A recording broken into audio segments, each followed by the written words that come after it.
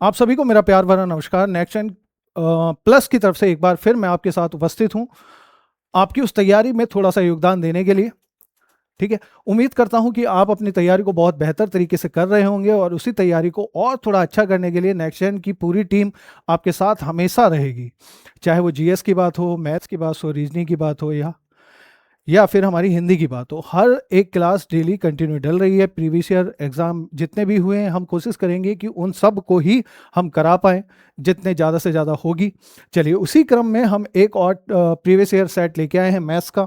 चलिए शुरुआत करते हैं क्वेश्चन की। तो पहला क्वेश्चन ही हमारा पाई चार्ट का है। एक विद्यालय में क्लास 9th के छात्रों के 4 सेक्शन ABCD हैं। आप अगर देखें तो हमें बताया गया है student fail in both exam. ठीक, student fail in half yearly but pass in annual exam. Student pass in half yearly but fail in annual exam. Student pass in both exam. तो यहां हमें पास और फेल वाले बच्चों का data दिया हुआ है। अब अगर हम बात करें क्वेश्चन की, तो क्वेश्चन कुछ इस प्रकार है हमारा। दोनों परीक्षाओं में से किसी एक में किस सेक्शन का उत्तीर्ण प्रतिशत सबसे अधिक रहा, यानी किसी एक का भी, तो हमें वो सारा परसेंटेज लेना पड़ेगा। तो आते हैं क्वेश्चन की तरफ। थोड़ा सा लेंदी ये क्वेश्चन है, कैलकुलेटिव है, तो बिल्कुल करेंगे। चलिए जी, तो पास वाले बच्चे जो हैं हमारे वो ये हैं बेटा। तो इस डाटा को हम ऐड कर लेते हैं। 6 5 11 11 और 3 14 का 4 हासिल 1 7 और 1 8 और 1 9 और 1 10, यानी 104 बच्चे तो हमारे पास हो गए। अब टोटल नंबर ऑफ स्टूडेंट हम यहाँ करें तो 7 3 10 5 15 15 6 21 का 1 हासिल लगे 2 2 और 1 3 और 1 4 और 7 11 और 2 13।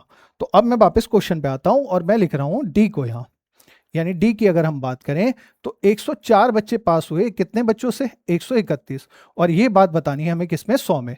तो पहले हम इसका परसेंटेज निकाल लेते हैं। हम 104 गुणा 100 है तो 2 जीरो आ जाएंगे, और इसे अगर 131 से हम डिवाइड करते हैं तो लगभग लगभग 7 बार ये जाने वाला है। तो जी 7 एकम 7, 7 21 का 1 कहाँ से लगा 2, 7 एकम 7 और 2 9, 7 और 2 9। देखिए यहाँ आ जाएगा 3, यहाँ आ जाएगा 2 और यहाँ आ जाएगा 1। फिर लास्ट वाले जीरो को हम उतार लेते हैं। तो अब लगभग लगभग ये 9 बार इससे पूरा पूरा तो नहीं, 9 बार लगभग लगभग जाएगा। तो 9 कम 9, 9 तिया 27 का 7 हासिल लगे 2, 9 कम 9 और 2 11। ठीक है, यहाँ कैरी लेंगे तो यहाँ बचेगा कितना भाई? 1। ये हो जाएगा 12, 12 माइनस 7 यानी कितना? 5, और 1 माइनस 1 यानी 0। अब हमारे पास आगे कोई नंबर नहीं है, पॉइंट लगा के 0 बढ़ा लेंगे तो लगभग लगभग ये 3 बार जाएगा। 3 एकम 3, 3 तिया 9 और 3 एकम 3।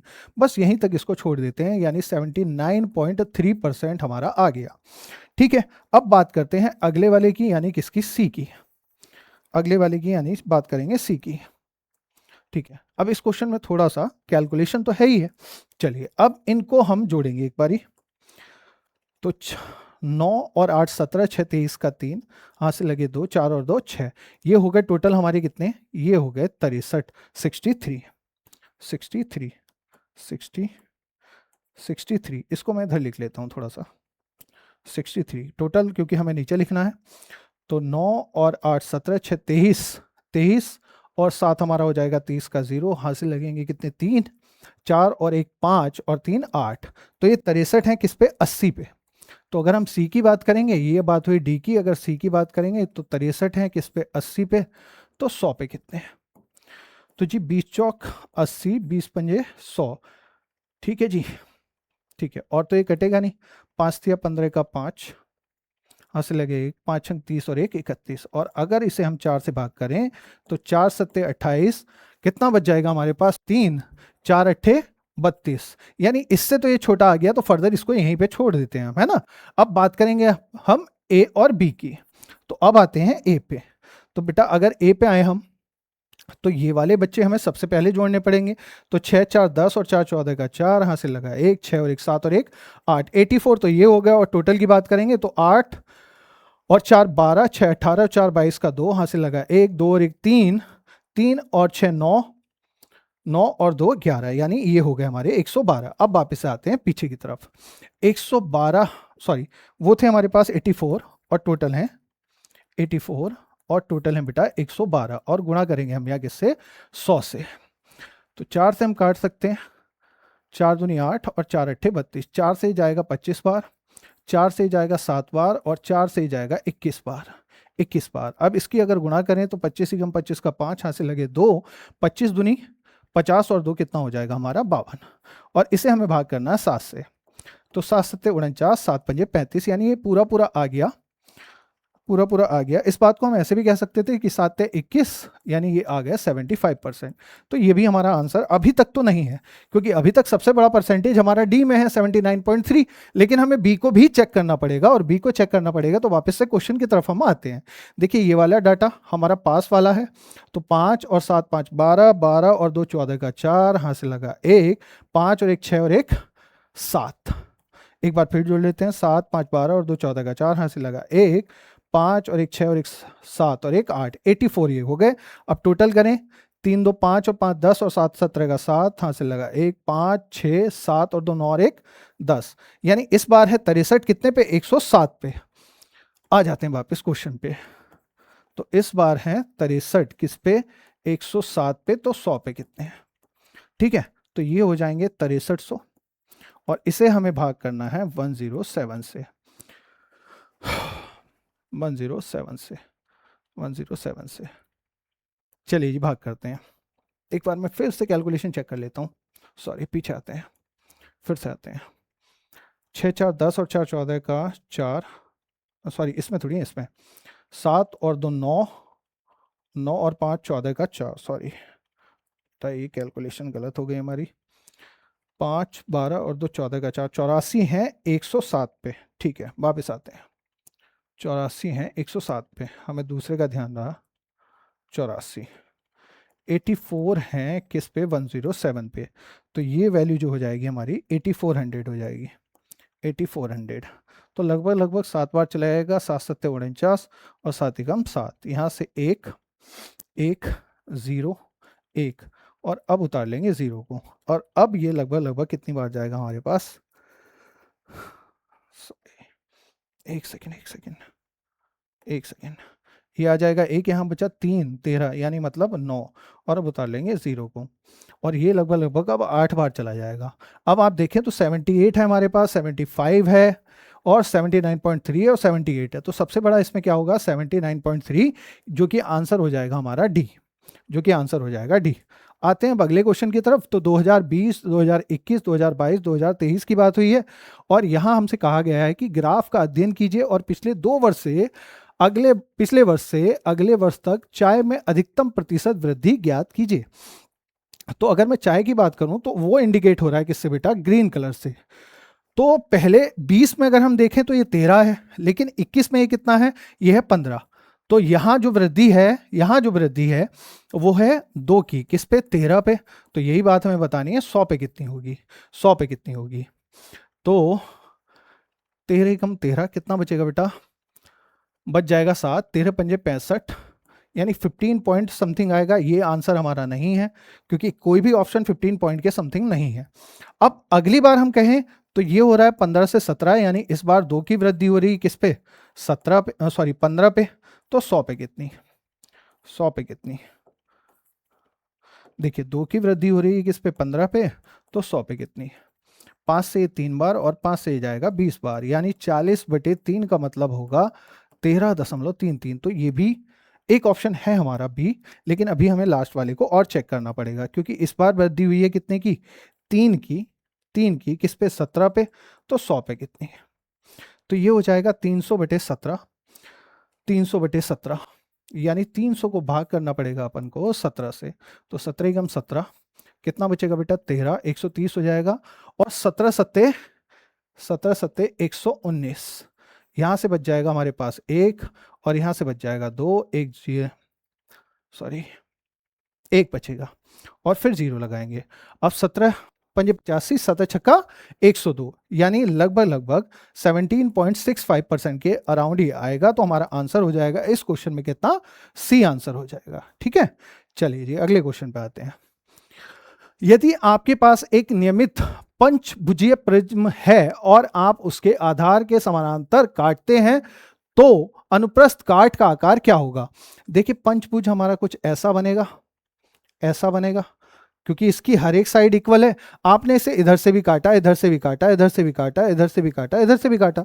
अब पांचों सरफेस आपने काट दी, तो बेटा अब भी जो बचेगा वो क्या बचेगा? पंचभुजी बचेगा, यानी पेंटागन। पेंटागन इसका आंसर हो जाएगा। ठीक है, नेक्स्ट क्वेश्चन पे आते हैं। एक विद्यार्थी भ्रमण पर गए और कुल 96 रुपए खर्च करने की योजना थी, किंतु 4 विद्यार्थी नहीं आए। परिणाम स्वरूप शेष विद्यार्थियों का 4 रुपए अतिरिक्त देना पड़ा। 4 रुपए अतिरिक्त देना पड़ा। भ्रमण में उपस्थित विद्यार्थियों की संख्या ज्ञात कीजिए। ठीक है जी, कहानी कुछ ऐसी है कि कुछ बच्चे थे जिन्होंने टूर का प्लान बनाया, तो लेट कर लेते हैं। वो बच्चे कितने होंगे बेटा? x। ठीक है, अब हमें पैसे कब ज्यादा देने पड़े? पैसे हमें जब ज्यादा देने पड़े जब 4 बच्चे कम हो गए, है ना। और एक बच्चा कितने देगा? तो एक बच्चा देगा कितने? 96 अपॉन x माइनस 4, क्योंकि 4 बच्चे अनुपस्थित रहे। इसमें से अगर मैं माइनस करूं 96 अपॉन 4 सॉरी x, तो ये इक्वल होगा किसके? जो रुपए हमें एक्स्ट्रा देने पड़े, यानी कितने देने पड़े? हमें 4 रुपए एक्स्ट्रा देने पड़े। चलिए, अगर यहां हम एलसीएम लें और 96 को कॉमन ले लें, तो यहां से आएगा x माइनस 4 और यहां से आ जाएगा कितना? x। ठीक, और इधर चल रहा है हमारा कितना? 4। तो देखिए, इससे ये वाली वैल्यू कैंसिल आउट, कितना आ जाएगा? x। इससे ये वाली वैल्यू कितना आएगा? माइनस x और प्लस 4, क्योंकि साइन चेंज हो जाएंगे। इससे ये कैंसिल आउट, 4 से कितनी बार जाएगा? 24 बार।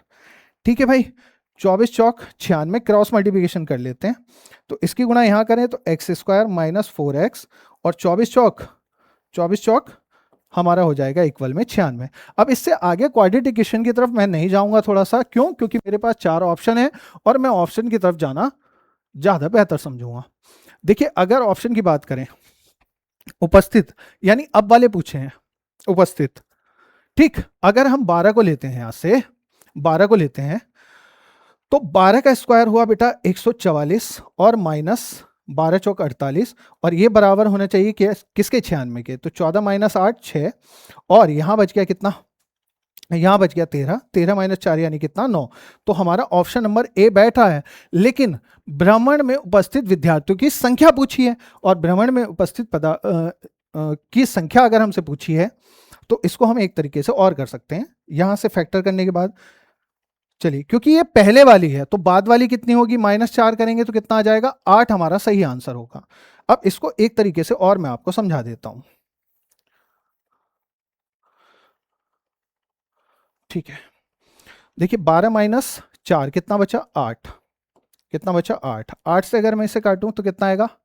12 × 96, और x की वैल्यू हम 12 ले रहे हैं, तो 12 से कितनी बार जाएगा? 8 बार। यानी आंसर देखिए सेटिस्फाई हो रहा है कितना हमारा? A option. बट पूछा गया है भ्रमण में उपस्थित विद्यार्थियों की संख्या ज्ञात कीजिए। तो हमें कौन से वाले बताने हैं? जो अब गए। तो अब कितने गए?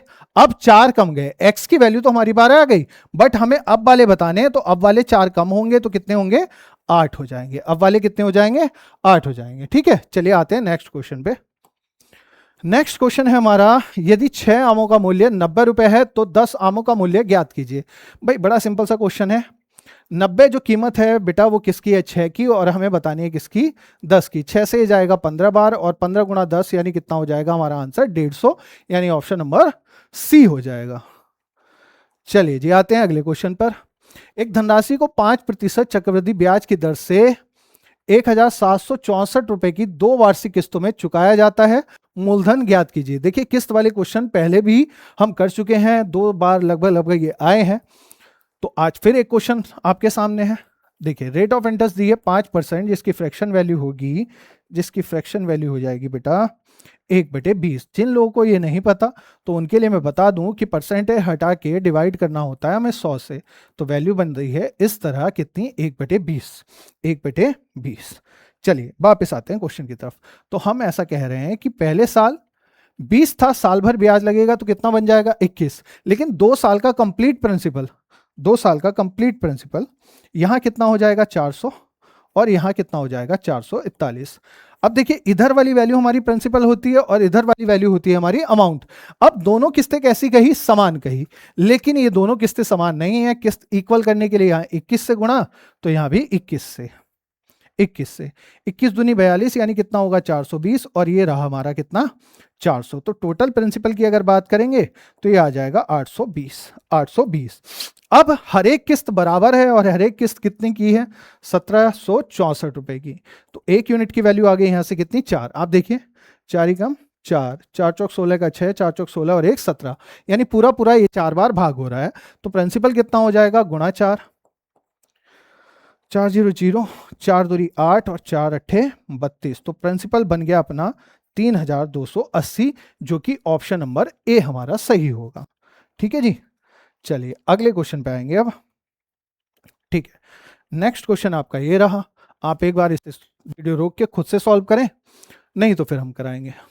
टाइम एंड वर्क का हर बार 1 या 2 या 3 क्वेश्चन तक आ रहे हैं, तो टाइम एंड वर्क ठीक ठाक से आने वाला है आपके एग्जाम में, इसको बहुत अच्छे से आप तैयार करके जाएं।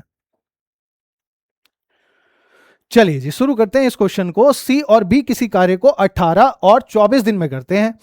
अगर हम बात करें सी की, तो बेटा ये करता है 18 दिन में, ये करता है हमारा सी की अगर बात करेंगे, सी की अगर बात करेंगे तो ये कर रहा है 18 दिन में और बी कर रहा है उसको 24 दिन में।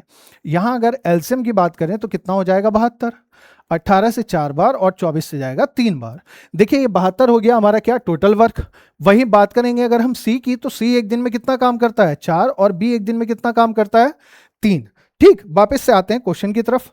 और क्वेश्चन की कहानी इस बार ये है कि यदि दोनों ने मिलकर 8 दिन तक कार्य किया। अब दोनों ने मिलकर, इसका मतलब सी और बी ने कितने दिन तक काम किया 8 दिन तक। फिर उसके बाद कौन काम छोड़ के चला गया, उसके बाद सी चला गया। तो सी अगर चला गया तो आगे का काम कौन करेगा, बी करेगा। ठीक है, अब ये दोनों मिलकर एक दिन में कितना काम करते हैं सी प्लस बी, तो आप कहोगे सर दोनों मिलकर करते हैं 7, तो 8 दिन में कितना किया होगा, 8 दिन में कितना किया होगा 8 सत्ते 56, और काम हमें कितना कराना था, हमें कराना था 72। तो जी बच कितना गया 16। अब ये 16 काम किसके हिस्से का, बी के हिस्से का, और बी करेगा तो कार्य क्षमता कितनी होगी 3। तो 3 पंजे 15 और 1 16 बटे 3 दिन, यानी आंसर हुआ हमारा 5 सही 1 बटे 3 दिन, जो कि ऑप्शन नंबर बी है। ऑप्शन नंबर बी है। चलिए ठीक है, अगले क्वेश्चन पे आते हैं। नेक्स्ट क्वेश्चन है, ए और बी प्रत्येक किसी कार्य को 75 दिन में कर सकते हैं। दोनों ने 7 कार्य प्रारंभ किया, परंतु कुछ समय बाद ए चला गया और शेष कार्य बी ने 23 दिनों में पूरा किया। कार्य प्रारंभ होने के कितने दिन बाद ए चला गया। चलिए जी, तो एक बार फिर से क्वेश्चन आ गया है ए और बी के लिए। तो ए और बी दोनों 75 दिन में कर रहे हैं, तो हम यहां से कह सकते हैं कि दोनों का एलसीएम हो जाएगा 75। ए की एफिशिएंसी भी 1 और बी की एफिशिएंसी भी कितनी हो जाएगी 1। कुछ कहानी इसकी पिछले क्वेश्चन जैसी है, बस थोड़ा सा अलग है कि दोनों ने 7 कार्य प्रारंभ किया, परंतु कुछ समय बाद ए चला गया और शेष कार्य बी ने 23 दिन में पूरा किया। यानी हम कह सकते हैं ए और बी ने काम शुरू किया था, लेकिन कुछ दिन किया, कितने दिन किया वो हमें नहीं पता, लेकिन शेष काम को बी ने अगले कितने दिन में किया 23 दिन में किया। तो बेटा हमें ये तो पता है ना कि बी एक दिन में कितना काम करता है, बी एक दिन में कितना काम करता है, तो बी एक दिन में काम करता है 1, तो 23 दिन में कितना करेगा, तो 23 दिन में काम करेगा 23। अब काम होना था 75, उसमें से 23 हो गया, तो बचा कितना होगा, बचा होगा 52। अब ये 52 काम किसके हिस्से का, ये बचा ए और बी के हिस्से का, और ए और बी एक दिन में कितना, ए प्लस बी एक दिन में करते हैं 2, तो 52 काम करने में इन्हें कितने दिन लगेंगे 26 दिन लग जाएंगे।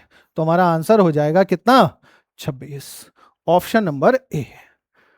ठीक है जी, आते हैं अगले क्वेश्चन पे। अगला क्वेश्चन है, एक वस्तु के मूल्य में पहले 25% की वृद्धि हुई, फिर मूल्य में 20% की कमी की गई तथा उसके बाद 10% की वृद्धि की गई। वस्तु के मूल्य में कुल प्रतिशत परिवर्तन कितना है। चलिए जी, बहुत बढ़िया सा क्वेश्चन है। देखिए मान लेते हैं वस्तु की जो कीमत थी, स्टार्टिंग कीमत वो 100 रुपए थी। कितनी थी 100 रुपए। अब 100 रुपए को पहले कितना बढ़ाया गया, पहले 25% की वृद्धि की, तो ये बढ़ के कितना हो गया 125 बटे 100। फिर उसके बाद उसने कहा जी फिर मूल्य में 20% की कमी हुई, तो अब अगर ये 20% कम हो जाएगा तो कितना बचेगा 80 बटे 100। देन उसके बाद 10% की एक बार फिर से वृद्धि की गई, और 10% की वृद्धि की गई, तो अब ये कितना हो गया 110 बटे 100। ठीक है, अब जो चीजें यहां से कट रही हैं उनको जल्दी से हम काट देते हैं। 100 से 100 का कैंसिल आउट, 25 पंजे 125, 25 चौका 100, 20 चौका 80, 20 पंजे 100, ये कैंसिल आउट इससे, ये कैंसिल आउट इससे। ठीक है, तो अब जो कॉस्ट है वो कितनी बची हमारे पास, वो बची 110। तो कितनी वृद्धि हो गई, 10 की, किस पे, 100 पे। और ये बात हमें परसेंटेज बतानी है, तो 100 पे कितनी, तो आंसर आ गया हमारा कितना, ओवरऑल जो वृद्धि हुई वो हुई 10%, यानी आंसर होगा इसका डी, आंसर होगा डी। ठीक है जी, चलिए नेक्स्ट क्वेश्चन पे आते हैं। क्रम से 180 रुपए प्रति किलोग्राम और 260 रुपए, 280 रुपए प्रति किलोग्राम की दर वाली दो प्रकार की चाय को किस अनुपात में मिलाया जाए कि प्राप्त मिश्रण को 320 रुपए प्रति किलोग्राम पर बेचे जाने पर 20% का लाभ हो। कितना लाभ हो, 20% का लाभ हो। चलिए जी, तो हम फर्स्ट टाइप की अगर बात करें तो फर्स्ट टाइप की जो कॉस्ट है बेटा वो है 180 रुपए पर केजी, पर केजी। ठीक है, और जो सेकेंड टाइप है उसकी कॉस्ट कितनी है हमारी, तो वो है 280 रुपए पर केजी, 280 रुपए पर केजी। ठीक है, अब ये भी हमारा कॉस्ट प्राइस है, ये भी हमारा कॉस्ट प्राइस है, तो यहां जो मिडिल वैल्यू आएगी, जो औसत वैल्यू आएगी, वो भी एक कॉस्ट प्राइस ही होना चाहिए। लेकिन क्वेश्चन में क्या दिया है, 320 रुपए प्रति किलोग्राम बेचे जाने पर कितना लाभ हो रहा है, 20% का लाभ हो रहा है जी। कितना, 20% का। तो इसका मतलब ये जो 320 वैल्यू है ये है 120 की, और हमें फिलहाल बतानी है किसकी, 100 की। हमें फिलहाल बतानी है किसकी, 100 की, क्योंकि हमें निकालना है यहां से सीपी। ठीक है भाई, 20 से ये कितनी बार जाएगा, 6 बार, और 20 से जाएगा 5 बार, 2 से 3 बार, और 2 से 160 बार, यानी हमारा जो सीपी आया वो आ गया 800/3। तो 800/3, तो इन दोनों में से बड़ा नंबर कौन सा बेटा, 280, यानी 280 से हमें माइनस करना पड़ेगा 800/3, 800/3, तो 0, 3 अट्ठे 24 का 4, यहां से लगे 2, 3 दूनी 6, और 2 8, माइनस 800, और बटे 3 करेंगे तो इधर तो आ गया अपने पास कितना, 40/3। और अब हमें 800/3 से माइनस करना है 180, तो इधर आएगा 800, और 18 या 54 यानी 540/3, तो इधर आ जाएगा 260, 260/3। 3 से हमारा 3 कैंसिल आउट, 0 से 0 कैंसिल आउट। ठीक है भाई, 2 से 2 बार, और 2 से जाएगा 13 बार, यानी रेशियो जो बन गया अपना, फाइनल रेशियो बन गया कितना, 2:13, यानी option number B, option number B, option number B, option number B. ठीक है जी, आते हैं अगले क्वेश्चन पे। ए और बी की चाल का अनुपात 2:3 है, और इसलिए वो गंतव्य तक पहुंचने में बी द्वारा लिए गए समय से 15 मिनट अधिक समय लगाता है। यदि ए दुगनी गति से चलता तो उसे दूरी तय करने में कितना समय लगता। ठीक है, टाइम एंड डिस्टेंस का एक बहुत ठीक ठाक सा क्वेश्चन है, और इस क्वेश्चन को सॉल्व करने से पहले इस क्वेश्चन की जो डिमांड है, जो इस क्वेश्चन की जरूरत है, उसको हम समझते हैं। ठीक है, चलिए अब मैं एक एग्जांपल ले रहा हूं। मान लो ए की स्पीड है 20 kilometre per hour, 20 kilometre per hour, और बी की स्पीड है मेरे पास 30 किलोमीटर पर आवर। ठीक है, और मैं आपसे कहूं कि 60 किलोमीटर का डिस्टेंस कवर करने में, 60 किलोमीटर का, ए को कितना टाइम लगेगा, तो आप कहोगे सर 3 घंटे, और बी को कितने लगेंगे, 2 घंटे। यानी ए और बी की स्पीड, टाइम का अगर मैं रेशियो पूछूं आपसे, तो आप कहोगे सर ए का है 3 और बी का है 2। वहीं अगर मैं इनकी स्पीड का रेशियो पूछूं आपसे, तो आप कहोगे सर ये रेशियो बन जा रहा है कितना, 2:3 का, 2:3 का, 2:3 का। यानी एक बात हम यहां से कह सकते हैं, जो स्पीड और टाइम होते हैं वो एक दूसरे के अपोजिट होते हैं। कैसे होते हैं बेटा, अपोजिट। अब क्वेश्चन पे वापस आते हैं। तो हमसे ऐसा कहा गया, ए और बी की चाल का अनुपात दिया है ना, और चाल का अनुपात कितना है, 2:3। वहीं अगर हम इनके समय की बात करेंगे तो समय का रेशियो कितना हो जाएगा, वो हो जाएगा 3:2। अब देखिए ए को बी से पहुंचने में कितना ज्यादा समय लगा, 1 यूनिट हमारे हिसाब से, लेकिन क्वेश्चन के हिसाब से कितना है, 15। तो 1 यूनिट की वैल्यू हो गई 15, तो 3 यूनिट की वैल्यू हो जाएगी 45 मिनट। लेकिन कहानी यहां शुरू नहीं हो रही, कह रहा है यदि ए अपनी गति दुगनी कर दे तो दूरी तय करने में कितना समय लगेगा? तो समय हो जाएगा बेटा इसका आधा, क्योंकि स्पीड दुगनी हो गई, तो तब हो जाएगा 22.5 मिनट, 22.5 मिनट। और ऑप्शन हो जाएगा हमारा ए, ऑप्शन हो जाएगा हमारा ए। ठीक है, चलिए जी अगले क्वेश्चन पे आते हैं। ठीक है, अगला क्वेश्चन है, एक धनराशि साधारण ब्याज पर 5% वार्षिक दर से 3 गुना हो जाती है, उसी समय में यह धनराशि किस दर प्रतिशत पर 6 गुना हो जाएगी? टाइम एंड सिंपल इंटरेस्ट का बहुत अच्छा सा क्वेश्चन है। तो चलिए एक बार आप वीडियो को रोक के ये वाला क्वेश्चन खुद से सॉल्व करने की कोशिश करें, खुद से सॉल्व करने की कोशिश करें। ठीक है, चलिए अब मैं कराता हूं इसको। तो कहानी यह है, एक धनराशि साधारण ब्याज पर 5% वार्षिक दर से 3 गुना हो जाती है। यानी मैं यहां कह सकता हूं कि प्रिंसिपल अगर x होगा तो अमाउंट कितना हो जाएगा बेटा? 3 गुना हो रही है तो कितना हो जाएगा? 3x। तो यहां अगर सिंपल इंटरेस्ट की बात होगी तो कितना होगा? 2x हो जाएगा। कितना हो जाएगा? 2x हो जाएगा। अब सिंपल इंटरेस्ट का आपको फॉर्मूला पता है, तो जी 2x की वैल्यू इक्वल होगी किसके? x इंटू टाइम हमारे पास नहीं है, इसमें टाइम हमारे पास नहीं है, रेट ऑफ इंटरेस्ट है 5% और बटे 100, ये इससे कैंसिल आउट, 5 से 20 बार, तो टाइम आ गया कितना? 40 साल का। लेकिन अभी कहानी खत्म नहीं हुई, अभी और है। उसी समय में धनराशि किस दर प्रतिशत पर 6 गुना हो जाएगी? यानी अब जो है हमारे पास टाइम तो यही रहेगा, लेकिन इस बार हमें क्या बताना होगा? इस बार हमें बतानी होगी रेट ऑफ इंटरेस्ट। तो देखिए प्रिंसिपल यही रहेगा, यानी कितना? x, और अमाउंट कितना हो जाएगा? अमाउंट हो जाएगा 6 गुना यानी 6x। तो सिंपल इंटरेस्ट कितना हो गया हमारे पास? 5x। ठीक है, प्रिंसिपल है x इंटू टाइम हमारे पास है 40 साल का, रेट ऑफ इंटरेस्ट हमें बतानी है, और बटे में कितना बेटा? 100। x से x कैंसिल आउट, 5 से 8 बार, ठीक है, 8, 4 से 2 बार और 4 से 25 बार। यानी रेट ऑफ इंटरेस्ट की बात हम करें यहां से तो 25/2, और 25/2 का मतलब कितना? 12.5%, 12.5%, 12.5%। ठीक है जी, चलिए आते हैं अगले क्वेश्चन पे। ठीक है, ये क्वेश्चन भी कैलकुलेटिव है और एवरेज का बहुत बढ़िया सा क्वेश्चन है, और मैं चाहूंगा कि आप को वीडियो को रोक करके इस क्वेश्चन को एक बार सॉल्व करने की कोशिश करें खुद से। चलिए अब हम कराते हैं इस क्वेश्चन को। तो कहानी है कि जी सेवा से सेवानिवृत्त पर एक व्यक्ति की पेंशन उसकी सेवा के पिछले 3 वर्षों के औसत वेतन के आधे के बराबर है। यानी जो भी एवरेज आएगा, जो भी एवरेज आएगा अगर उसका आधा करें तो क्या आ जाएगा? उसकी पेंशन आ जाएगी, उसकी पेंशन आ जाएगी। देखिए पहली शर्त तो क्वेश्चन की यही है।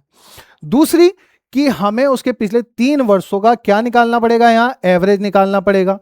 तो सबसे पहले अगर हम बात करें तो ईयर हमें दिया है 1/1/1983 से 1/10/83 तक, 1/10/83 से 1/10/83 तक कितना टाइम हुआ?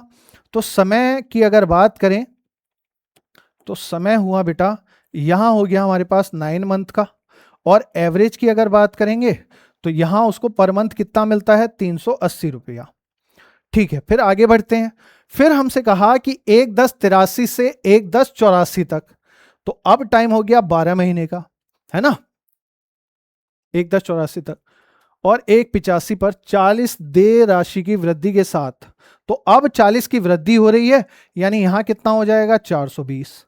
फिर देखिए यहां से हम यहां आए और यहां से यहां आए, अब यहां से हमें यहां जाना पड़ेगा, तो यहां फिर से हमें कितना मिलेगा? 1 साल मिलेगा, और फिर 40 बढ़ जाएंगे, तो ये कितने हो जाएंगे? ये हो जाएंगे 460। ये कितने हो जाएंगे बेटा? ये हो जाएंगे 460, 460। अब इसके बाद की जो कहानी है, 1/1/86 को वो रिटायर हो गया। अब बात हो रही है 1/1/85 की, 1/1/85 से 1/1/86 तक, तो 10 के बाद 11वां महीना और 12वां महीना और फिर पहला महीना, यानी टोटल अब महीने हो गए कितने? 3, और 40 रुपए फिर से बढ़ेंगे, तो अब उसके कितने हो जाएंगे? 500 रुपए हो जाएंगे। कितने रुपए हो जाएंगे? 500 रुपए हो जाएंगे। अब देखिए एक तरीका तो ये है कि मैं इसे डिटेल करूं, 9 को गुणा करूं 380 से, फिर प्लस करूं 12 को गुणा करूं 420 से, फिर उसमें प्लस करूं 12 को गुणा करूं 460 से, फिर 3 को गुणा करूं 500 से, और जो बटे में आए 9 प्लस 12 प्लस 12 प्लस 3। अब यहां से इसका एक एवरेज निकल के आएगा और ठीक ठाक कैलकुलेशन ये आपकी लेके जाएगा। लेकिन ये नंबर सिस्टम का ही एक पार्ट है, तो आप इस कहानी को बहुत ध्यान से समझें।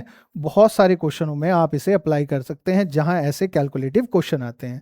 देखिए मैं एक एग्जाम्पल ले रहा हूं कि 37 और 47 का एवरेज क्या होगा। 37 और 47 का एवरेज क्या होगा? तो आप मेरे से कहोगे कि सर 37 प्लस 47 और बटे में 2, ये हुआ जी 84, 84 बटे 2 यानी आंसर हुआ 42। अब इसी बात को मैं ऐसा कह दे रहा हूं कि मैं अपना एवरेज इन्हीं दोनों नंबर में से एक नंबर ले रहा हूं। मान लो अगर मैं 37 लिखूं, एवरेज मैंने मान लिया 37 है, तो 37 को मैंने यहां भी माइनस किया और यहां भी माइनस कर दिया। उस कंडीशन में ये टर्म हो गई 0। लेकिन यहां अगर मैं बात करूं तो मुझे मिलेगा 10, लेकिन कैसा? प्लस 10। अब मुझे एक नंबर ये है, एक नंबर ये है, इन दो नंबरों में इक्वली डिवाइड करना है। तो मेरे पास कितना आ गया? प्लस 5। और मैंने माना कितना था? 37। तो देखिए आंसर फिर से कितना आ गया? 42। यानी जरूरी नहीं है कि आप ये सारी चीजें डिटेल करो, इसका एक तरीका भी कैलकुलेशन का ये हो सकता है जो अब मैं आपको एक्सप्लेन कर रहा हूं।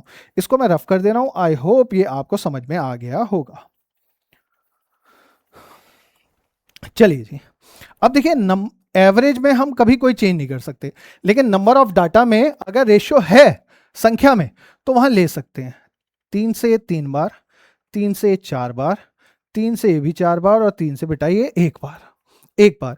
अब आप कोई भी एक एवरेज मान लो अगर 420 लेते हैं तो 420 यहां माइनस, 420 यहां माइनस, 420 यहां माइनस, और 420 मैंने यहां माइनस किया। तो यहां जो मुझे मिलेगा वो कितना मिलेगा? यहां मिल जाएगा हमें 40, और 40 मिलेगा माइनस का कितने महीनों पे? 3 महीनों पे। ठीक है, आगे अगर हम बात करें तो यहां तो 0 आ गया, यहां भी हमें 40 मिलेगा, लेकिन कैसा? प्लस का कितने महीनों पे? 4 महीने पे। यहां मिलेगा हमें 80, और अब जो है महीना हमारे पास एक ही है तो एक से हम मल्टीप्लाई कर लेंगे। ओवरऑल हमारे पास यहां से आया 120, यहां से आया 160 प्लस का, और यहां से आया प्लस का 80।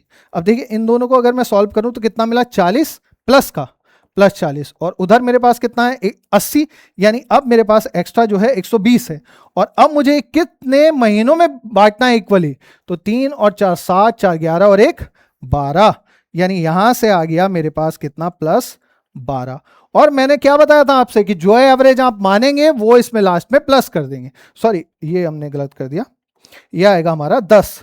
ठीक है, ये आएगा 10, और जो एवरेज मानेंगे आप वो इसमें प्लस कर देंगे। तो ओवरऑल जो एवरेज आ गया निकल के वो आया 430। लेकिन कहानी अभी खत्म नहीं हुई, क्योंकि कहानी का पहला स्टेटमेंट अगर हम पढ़ें तो है सेवा से सेवानिवृत्त पर एक व्यक्ति की पेंशन उसकी पिछली सेवा के 3 वर्षों के दौरान औसत वेतन के आधे के बराबर है। तो बेटा 430 का हमें आधा और करना पड़ेगा, और आधा करेंगे तो ये आ जाएगा 215 रुपए, 215 रुपए, जो कि आंसर होगा हमारा बी। आंसर होगा हमारा बी। ठीक है जी, आते हैं अगले क्वेश्चन पे। ठीक है, यदि किसी संख्या का 70% 0.35 है तो उसी संख्या का 120% ज्ञात कीजिए। चलिए जी, कराते हैं इस क्वेश्चन को। तो हमें यह बात पता है कि संख्या का 70% कितना है? 0.35, और इसी का हमें 120% बताना है। तो बस यहीं पे गुणा कर लेंगे हम, किससे? 120 से। ये 0 से ये 0 काट सकते हैं, 7 से जाएगा 0.05 टाइम्स, 12 पंजे 60, 12 पंजे 60, और 2 के बाद दशमलव लग जाएगी, तो हमारा आंसर हो जाएगा 0.6, जो कि कितना है? जो कि है बी ऑप्शन, बी ऑप्शन। ठीक है भाई, नेक्स्ट क्वेश्चन पे आते हैं। ठीक है, एक व्यापारी ने किसी वस्तु का अंकित मूल्य 25% लाभ जोड़कर निर्धारित किया, परंतु अंकित मूल्य पर 16% छूट दे दी। उसका वास्तविक लाभ प्रतिशत ज्ञात कीजिए। ठीक है जी, अब उसने किया क्या कि अंकित मूल्य 25% लाभ जोड़ के अपना अंकित कर दिया। तो यहां मैं सीपी मान ले रहा हूं कि कितना होगा? 100 होगा। तो अंकित मूल्य 25% ज्यादा होगा तो कितना हो जाएगा? 125। अब इस पे वो डिस्काउंट दे रहा है कितना परसेंट का? इस पे डिस्काउंट दे रहा है 16% का। तो 125 का अगर हम 16% निकालें बेटा, तो 25 पंजे 125, 25 चौका 100 और 4 चौक 16। तो अब ये कितना हो गया हमारे पास आया 20। अब अगर मैं 20 का डिस्काउंट दूं तो मैं इसे बेचूंगा कितने में 105 में, यानी एसपी जो है वो यहां से निकल के आया कितना 105। अब सीपी हमारा 100 था, एसपी 105 है, तो कितना प्रॉफिट हो गया 5% का, क्योंकि कोई भी वैल्यू 100 पे उतनी ही परसेंट होती है जितनी वो खुद होती है। तो हमारा आंसर हो जाएगा इसका सी ऑप्शन। ठीक है जी, चलिए अगले क्वेश्चन पे आते हैं। ठीक है, एक क्रिकेट खिलाड़ी की 30 पारियों का बल्लेबाजी औसत 40 है, उसका उच्चतम स्कोर उसके निम्नतम स्कोर से 100 रन अधिक है। यदि इन दोनों पारियों को छोड़ दिया जाए तो शेष 18 पारियों का औसत 38 रन हो जाता है। खिलाड़ी का न्यूनतम स्कोर क्या होगा? खिलाड़ी का न्यूनतम स्कोर क्या होगा? चलिए जी आते हैं इस क्वेश्चन पे और करते हैं इसको। देखिए बैटिंग एवरेज का जो फॉर्मूला होता है वो total run upon total inning. अभी लगभग दूसरी या तीसरी वीडियो में एक बैटिंग एवरेज का क्वेश्चन आया था, जहां क्वेश्चन था कि एक बल्लेबाज अपनी 17वीं पारी में 87 रन बनाता है, जिसकी वजह से उसका औसत 3 रन प्रति पारी बढ़ जाता है। आपको याद होगा, तो वहां मैंने फॉर्मूला लिखवाया था।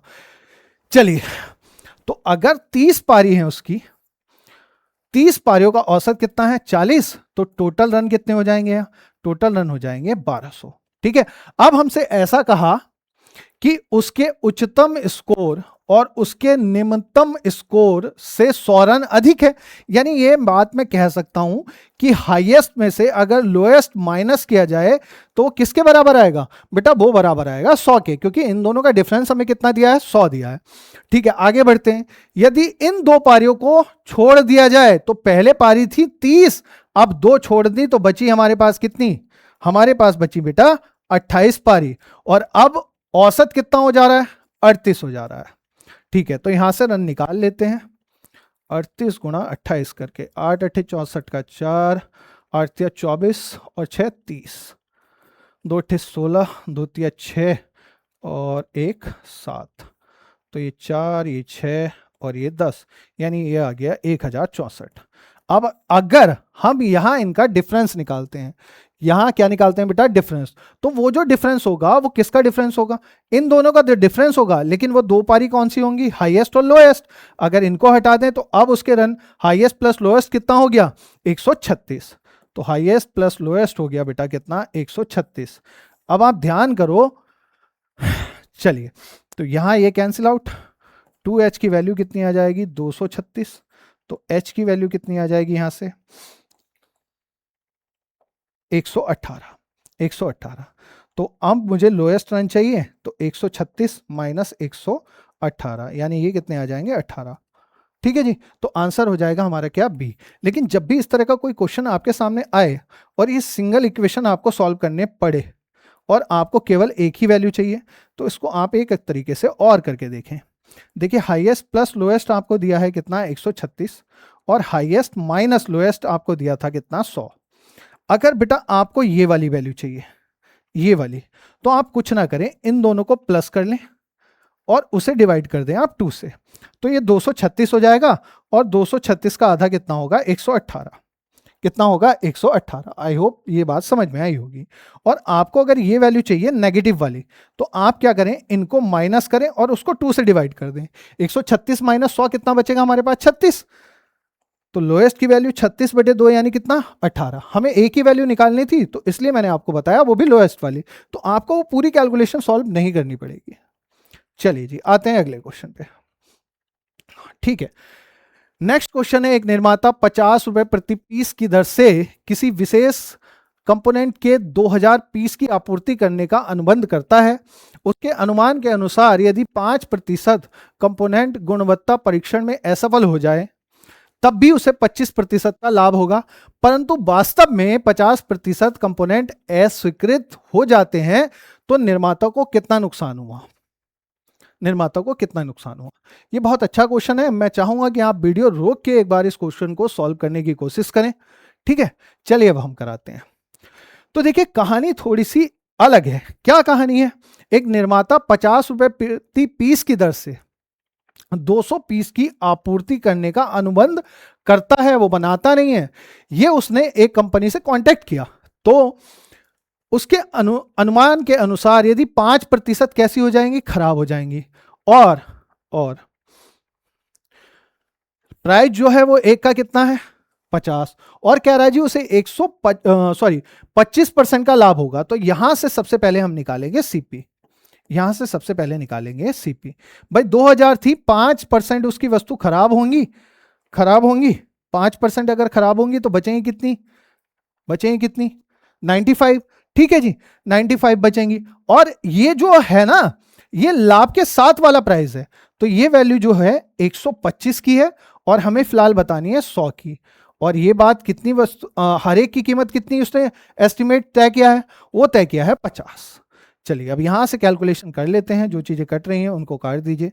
5 से 19 बार, और 5 से जाएगा 25 बार, 25 से जाएगा ये 2 बार, 19 दूनी 38, और 38 दूनी 76, 76, ठीक है जी। और इसके साथ आ जाएंगे 3 जीरो, तो ओवरऑल जो उसका सीपी आया वो निकल के आया कितना, 76,000। लेकिन अब बात करें अगर हम एसपी की, तो फिर से 2000, और 2000 में से वो अनुमान लगा रहा था 5% का, लेकिन कितनी खराब हो गई बेटा, खराब हो गई 50%, 50%। तो अब बची कितनी होंगी, 50% बची होंगी। और हर एक की कॉस्ट कितनी है, हर एक की कॉस्ट है कितनी, 50 रुपए, हर एक की कॉस्ट कितनी है, 50 रुपए। चलिए ये 2 जीरो से हमारे ये 2 जीरो कटे जाएंगे, 5 पंजे 25 दूनी 50, और 3 जीरो हमारे ये आ जाएंगे।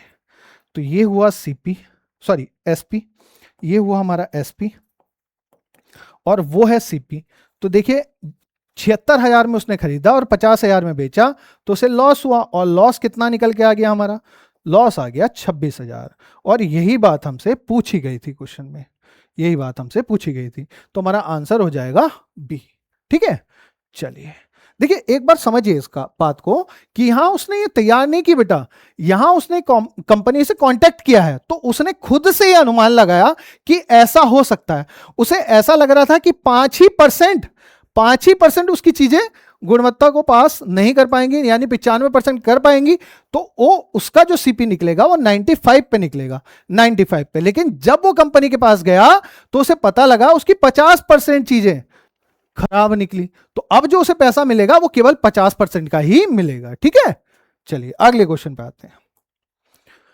ठीक है जी, 64,000 में कार बेचने पर श्री राव को 20% की हानि हुई, कार का क्रय मूल्य ज्ञात कीजिए। तो बेटा 64,000 जो है वो है हमारा एसपी, लेकिन ये कब है, जब उसे 20% की हानि हो रही है, यानी ये वैल्यू है 80 की, और हमें बतानी है 100 की, क्योंकि हमें क्या चाहिए सीपी। तो ये 0 से 0 कैंसिल आउट, ये आ गया 80, 80 गुणा 100, यानी सीपी कितना हो जाएगा अपना 8,000 रुपया, 8,000 रुपया, ठीक है जी। चलिए अगले क्वेश्चन पे आते हैं। नेक्स्ट क्वेश्चन है, एक स्कूटर विक्रेता 460 में स्कूटर बेचता है और उसे कुछ हानि होती है, यदि वह उसे 5800 रुपए में बेचता तो उसका लाभ प्रतिशत उसकी हानि का दोगुना होता है, स्कूटर का क्रय मूल्य ज्ञात कीजिए। ये बहुत अच्छा सा एक क्वेश्चन है, पहले मैं आपको डिटेल समझाऊंगा और फिर उसके बाद मैं तरीका बताऊंगा कि इसको कैसे करना है। तो पहले हम इसको डिटेल में थोड़ा सा करेंगे। चलिए अब सीखते हैं इस बात को थोड़ा सा, ठीक है, ठीक है भाई। अब यहां मैं अगर आपसे कहूं तो दो कंडीशन दी है, SP1 हमें दिया है 480 रुपए, 480 रुपए, और सॉरी 480 नहीं 460 रुपए, 460 रुपए, 460 रुपीज। और यही बात करें हम SP2 की, तो बेटा SP2 दिया है हमें कितना 580 रुपए। यानी ये दो कंडीशन दी है हमें अलग अलग, कि अगर वो 460 में बेचे तो उसे लॉस होगा, लेकिन वहीं अगर वो उसे 580 रुपए में बेचे तो उसे प्रॉफिट होगा। तो कभी ना कभी ये वस्तु खरीदी गई होगी और कुछ ना कुछ इसका सीपी रहा होगा, वो हमें नहीं पता फिलहाल कितना है, वो हमें फिलहाल नहीं पता। लेकिन हमें यह पता है 460 में बेचने पर लॉस हो रहा है, 460 में बेचने पर क्या हो रहा है, लॉस हो रहा है, लॉस हो रहा है, और 580 रुपए में बेचने पे प्रॉफिट हो रहा है, क्या हो रहा है, प्रॉफिट हो रहा है। अब आगे कहानी पढ़ें तो उसका लाभ उसकी हानि का कैसा है, दोगुना है, उसका लाभ उसकी हानि का कैसा है बेटा, दोगुना। यानी प्रॉफिट अगर 2 का है तो लॉस कितने का होगा, 1 का। तो इसे हम 2x कह दे रहे हैं, इसे कितना कह दे रहे हैं, x कह दे रहे हैं। अब अगर लॉस की तरफ से मुझे सीपी निकालना है तो मैं कहूंगा एसपी प्लस लॉस बराबर होगा सीपी के, और यही प्रॉफिट की तरफ से निकालें तो हम कहेंगे एसपी माइनस प्रॉफिट। चलिए देखिए, ये भी इसके वैल्यू इक्वल है और ये भी इसके इक्वल है, तो ये दोनों वैल्यू भी एक दूसरे के इक्वल होंगी। तो एसपी दिया है 460 प्लस एक्स, ये बराबर होगा 580 माइनस 2x के। अब x को एक तरफ कर लिए, x plus 2x equal to 580 minus 460। तो जी 3x की वैल्यू कितनी आ जाएगी, यहां से अगर माइनस करें तो 120, तो x की वैल्यू हो गई बेटा कितनी, 40। तो लॉस है 40 का और प्रॉफिट है कितना, प्रॉफिट है उसका 80 का। तो प्रॉफिट को आप माइनस कर लो, 580 माइनस 80 कितना हुआ 500, और 460 प्लस 40 ये भी कितना हुआ 500। ये तो था इसका डिटेल। आई होप आपको ये क्लियर हो गया होगा। अब आते हैं एग्जाम में कैसे आप इसको जल्दी से थोड़ा सा करके निकले। मैं इसको रफ कर दे रहा हूं एक बार और फिर आपको समझाता हूं, ठीक है, समझिएगा। देखिए SP1 हमें जो दिया है वो दिया है 460 और SP2 दिया है हमें कितना, वो दिया है 580 580 580। ठीक, कुछ ना कुछ इसका सीपी रहा होगा, तो वो सीपी फिलहाल कितना हमें नहीं पता। यहां उसे लॉस हो रहा है और यहां उसे प्रॉफिट हो रहा है, लेकिन ऐसा बताया गया जो प्रॉफिट है लॉस का कितना गुना है, 2 गुना। यानी लॉस अगर 1 का तो प्रॉफिट कितने का, 2 का। आप कुछ ना करें, SP1 और SP2 का अंतर कर लें, तो अंतर अगर करें तो कितना आ रहा है 120 का, और इस अंतर को उस अनुपात में बांट दें जिसमें प्रॉफिट और लॉस है। तो ये कितना है 3 यूनिट की वैल्यू अगर 120 है तो 1 की कितनी हुई 40, तो लॉस तो हो गया 40 का, और प्रॉफिट कितना हो जाएगा बेटा 40 दूनी 80। तो 580 माइनस 80 500, और 460 प्लस 40 500, और हमें क्रय मूल्य ही इस क्वेश्चन में बताना था, जो कि आंसर नंबर डी हमारा बिल्कुल सही हो जाएगा। ठीक है जी, चलिए बढ़ते हैं अगले क्वेश्चन की तरफ। ठीक है, अगला क्वेश्चन है, एक नाव 80 किलोमीटर धारा के विपरीत 16 घंटे में और 72 किलोमीटर धारा के अनुकूल 12 घंटे में तय करती है, स्थिर जल में नाव की चाल क्या होगी। तो 80 किलोमीटर धारा के विपरीत है और 72 किलोमीटर है धारा के अनुकूल। तो भाई अनुकूल के लिए, धारा के अगर अनुकूल है तो धारा के अनुकूल कंडीशन बनती है वोट प्लस वाटर।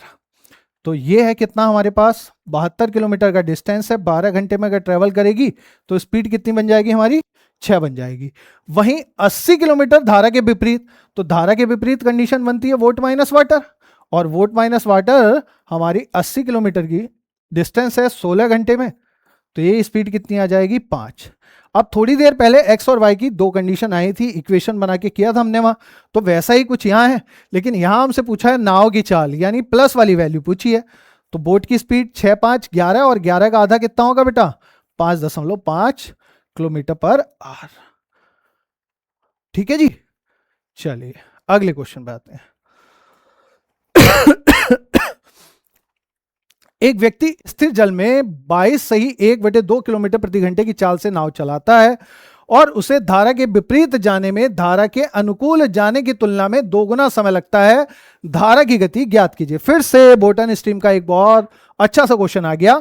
तो बेटा बोट की स्पीड दी है हमें, और बोट की स्पीड दी है, वो दी है 22.5 kilometre per hour, 22 kilometre per hour. अब हमसे ऐसा कहा गया कि उसे धारा के विपरीत जाने में धारा के अनुकूल जाने की तुलना में 2 गुना समय लगता है। यानी जब भी ऐसा क्वेश्चन होता है तो यहां डिस्टेंस इक्वल होता है किसके, डिस्टेंस के। यानी जितना जाएगा उतना ही वापस आएगा, जितना जाएगा उतना ही वापस आएगा। और आप डिस्टेंस के लिए जानते हैं फॉर्मूला क्या होता है बेटा, स्पीड इंटू टाइम।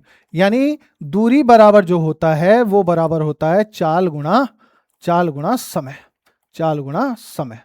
ठीक है, आते हैं वापस से क्वेश्चन की तरफ। तो अगर एक बार धारा के साथ होगा तो कंडीशन क्या बनेगी, वोट प्लस वाटर।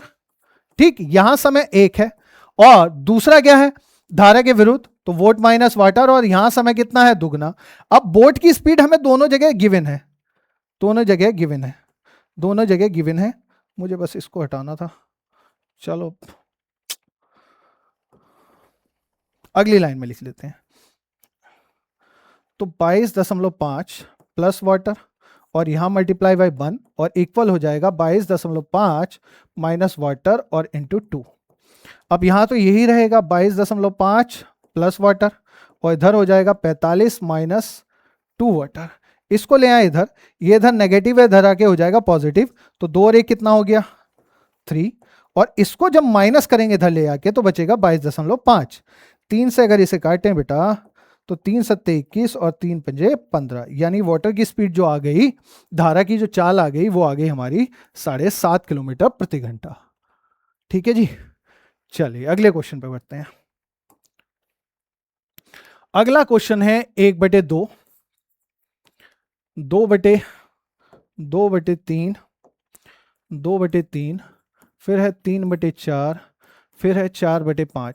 फ्रैक्शन में एलसीएम एसएफ के क्वेश्चन बहुत आ रहे हैं। एक बार फिर से मैं आपको बता दूं कि अगर कहीं है A/B, C/D और दिया है E/F और हमें केवल फिलहाल एचसीएफ निकालना है, तो यहां ऊपर तो आएगा बेटा एचसीएफ किसका, A, C और E का, और नीचे आ जाएगा एलसीएम किसका, नीचे वालों का, यानी B, D और F का। तो अगर मैं 1, 2, 3 और 4 की बात करूं, 1, 2, 3, 4 की बात, तो क्या इनके बीच में कुछ कॉमन है? तो आप कहोगे सर इनके बीच में कुछ भी कॉमन नहीं है। यानी अगर हम एचसीएफ निकाल रहे हैं तो ऊपर वालों का एचसीएफ तो हो गया 1, लेकिन वहीं अगर हम नीचे वाले की बात करें तो इनका एलसीएम कितना हो जाएगा, यानी एक ऐसी संख्या जो 2, 3, 4 और 5 के पहाड़े में है, तो वो संख्या हमारी क्या होगी 60, वो संख्या हो जाएगी हमारी 60। तो हमारा आंसर हो जाएगा क्या, सी। ठीक है जी, आते हैं अगले क्वेश्चन पे। अगला क्वेश्चन है, कार्यालय में वरिष्ठ अधिकारी और सचिव हैं, यदि 15 सचिव अवकाश पर चले जाएं तो प्रत्येक सचिव के ऊपर 2 वरिष्ठ अधिकारी होते हैं। 45 वरिष्ठ अधिकारी अवकाश पर चले जाने के बाद प्रत्येक वरिष्ठ अधिकारी के पास 5 सचिव हो जाते हैं। प्रारंभ में सचिवों की संख्या ज्ञात कीजिए। तो चलिए इस क्वेश्चन को करते हैं।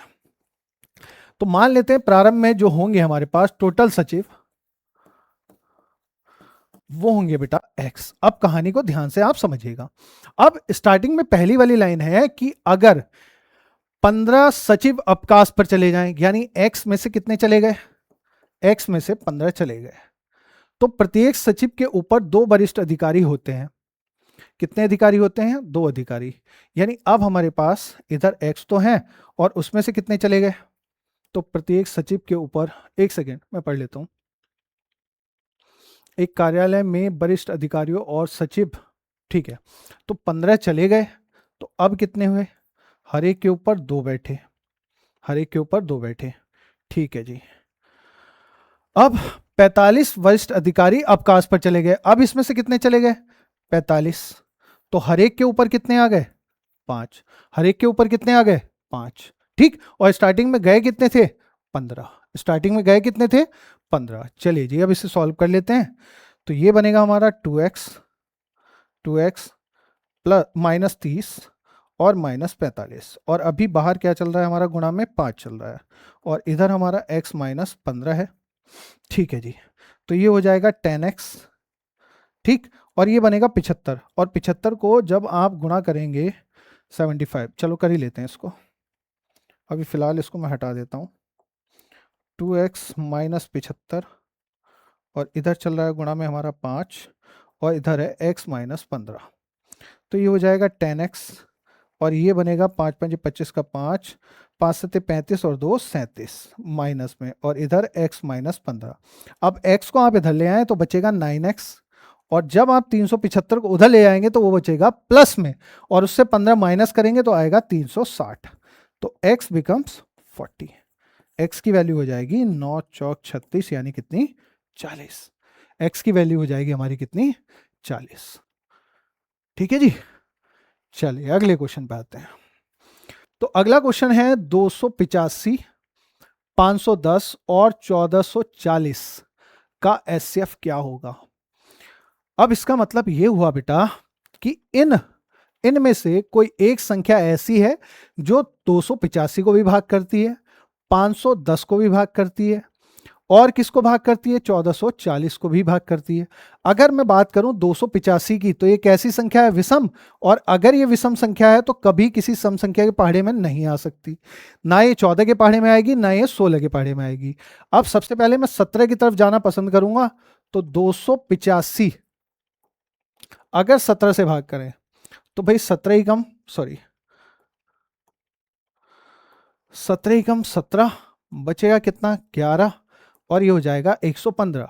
और 17 के पहाड़े में बेटा 115 नहीं आता। ये कैलकुलेशन बस आपको कुछ सेकंड में करके निकलना है एलसीएम एचसीएफ की, तो उधर डिटेल की तरफ आपने नहीं जाना। तो मेरा आंसर 17 भी नहीं है। उस कंडीशन में आंसर कितना होगा? उस कंडीशन में आंसर हो जाएगा 15। आप पहली संख्या देखें तो 15 ही कम 15 कितना बचेगा? 13। 15 नंबर 135 बिल्कुल भागे जी। 15 या 45 कितना बचेगा? 6। 15 चौका 60। अब अगर 144 को मैं 15 से भाग करता हूं तो आप देखें 15 नंबर 135, तो ये 14 माइनस 5 हो जाएंगे कितने? 9। आगे कुछ बचेगा नहीं, और 15 छक्का 90। तो ये भी एग्जैक्ट डिवाइड है। आपने इसका डिटेल बिल्कुल नहीं करना है, बहुत आराम से डिजिबिलिटी रूल का यहाँ फॉलो करना है। डिजिबिलिटी रूल को फॉलो करना है हर एक क्वेश्चन में, जब भी एलसीएम एचसीएफ का इस तरह का कोई क्वेश्चन हो। चलिए अगले क्वेश्चन की तरफ आते हैं। धारा के विपरीत चलती नाव 18 धारा के विपरीत चलती नाव की चाल 18 किलोमीटर प्रति घंटा है। यदि धारा के अनुकूल नाव की चाल धारा के विपरीत चाल से 50% अधिक है तो धारा की चाल क्या होगी? धारा के विपरीत यानी बोट माइनस वाटर की हम बात करें तो वो दिया है हमें 18, ठीक। लेकिन एक कहानी और है, धारा के अनुकूल नाव की चाल धारा की विपरीत चाल से 50% ज्यादा है। तो बेटा अगर हम 18 का 50% निकालें तो वो कितना आएगा? 9। वो कितना आएगा? वो आएगा 9। तो 18 और 9 बोट प्लस वाटर हो जाएगा यहाँ कितना? 27। वो हो जाएगा 27। अब इसमें जो भी पूछा है ये तीसरा क्वेश्चन है इस टॉपिक का, आप इजीली बता सकते हैं, हमसे पूछा बोट की स्पीड पूछी है, तो 8 7 15 और 2 और 1 3 और 1 4 45। 45 बेटे 2 का मतलब कितना? धारा की चाल पूछी है, यानी वाटर की पूछी है, तो वो होगी 9। 27 माइनस 18 9, और 9 का आधा कितना? 4.5 4.5, यानी ऑप्शन हो जाएगा हमारा डी। सारे उसी कॉन्सेप्ट से मैंने आपको बताए हैं कि अगर माइनस वाली वैल्यू चाहिए तो पूरा सॉल्व नहीं करना, बड़ी संख्या से छोटी संख्या आप माइनस करें और उसका आधा करें। अगर हम बोट की स्पीड निकाल रहे होते तो दोनों को प्लस करते और उसका आधा कर देते हैं, ठीक है। चलिए जी अगले क्वेश्चन पे आते हैं। अगला क्वेश्चन है 8 मीटर आधार तथा 16 मीटर ऊंचाई वाले त्रिभुज का क्षेत्रफल क्या होगा? तो त्रिभुज के क्षेत्रफल का फॉर्मूला जो होता है बेटा वो होता है 1/2 गुणा आधार और गुणा ऊंचाई।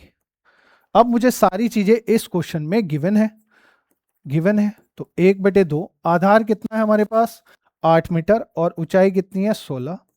2 से 8 बार, और 8 8 64, और ये मीटर में है तो मीटर स्क्वायर हो जाएगा, यानी आंसर हो जाएगा हमारा डी। चलिए अगले क्वेश्चन पे आते हैं। तो अगला क्वेश्चन है, एक व्यक्ति अपनी यात्रा के 200 किलोमीटर 80 किलोमीटर प्रति घंटे की चाल से तय करता है। खराब मौसम के कारण अगले 200 किलोमीटर वह 50 किलोमीटर प्रति घंटा की चाल से तय करता है। तो पहले 400 किलोमीटर की औसत चाल ज्ञात कीजिए। चलिए जी, तो एवरेज स्पीड के लिए हमारे पास फॉर्मूला जो होता है वो होता है कुल दूरी यानी total distance upon total time, यानी कुल समय। तो बेटा चला कितना वो? पहले कितने मीटर है? 200 किलोमीटर। फिर अगले भी कितने हैं? 200 किलोमीटर। तो 200 प्लस 200, ठीक है। अब हम यहां टाइम की बात करेंगे। तो पहले 200 किलोमीटर में स्पीड कितनी है? 80। तो टाइम कितना होगा? 200/80। 4 से ये 2 बार, 4 थे 5 बार, यानी ये आ जाएगा हमारे पास 2.5, ठीक है जी। और फिर अगला जो 400 किलोमीटर है वो 50 की स्पीड से, तो 0 से 0 कैंसिल आउट, यानी ये कितने घंटे आ गए? 4 घंटे। ये कितने घंटे आ गए हमारे पास? 4 घंटे। तो 400 बटे हो जाएगा कितना? 6.5। चाहे तो आप पॉइंट हटा के ऊपर 0 लगा सकते हो। 5 से जाएगा कितनी बार? 13 बार, और ये आ जाएगा 800। तो 13 पंजे 65 ऑप्शन, 13 छंग 78। ऑप्शन सारे के सारे क्लोज ही हैं बेटा, तो थोड़ा सा और डीप हमें जाना पड़ेगा। 13 छंग 78 बचेगा, तो 13 कम 13 यानी 61। अच्छा 61 वाले भी आप देखें तो 2 है, और थोड़ा सा करना पड़ेगा हमें। कितना बचा था हमारे पास बचा था 7 और 13 पंजे 65। अब हम कह सकते हैं कि ऑप्शन नंबर ए होगा। अब फर्दर आगे करने की जरूरत नहीं है, 3 पॉइंट आपके मिल गए है ना, पॉइंट के बाद एक नंबर भी मैच हो गया, तो बस इस कैलकुलेशन को आप यहीं पे रोक दीजिए। ठीक है, तो आज के लिए हम इतना ही रखेंगे। बहुत उम्मीद करता हूं कि आपकी ये तैयारी अच्छी चल रही होगी, और जो हम क्लास आपको प्रोवाइड करा रहे हैं नेक्स्ट जेन प्लस के माध्यम से, चाहे वो जीएस हो, हिंदी हो, मैथ्स हो या रीजनिंग हो, वो आपके लिए उपयोगी साबित होगी। यूट्यूब पे आप हमारे साथ जुड़े हुए हैं, अगर आप हमारे पास से ये इनकी पीडीएफ लेना चाहते हैं तो आप हमें टेलीग्राम पे मैसेज कर सकते हैं, इंस्टाग्राम पे भी आप हमसे जुड़ सकते हैं। हमारा ऐप आपको एंड्रॉयड और आईओएस दोनों में मिलेगा, तो दोनों में जाके आप डाउनलोड कर सकते हैं। आज के लिए इतना ही रखते हैं, उम्मीद करते हैं कि आप अपनी तैयारी को और बेहतर करेंगे, और उसी क्रम को जारी रखने के लिए एक बार मैं फिर आपके साथ जुड़ूंगा। ठीक है, आज के लिए इतना ही रखते हैं। नमस्कार आप सभी को मेरा।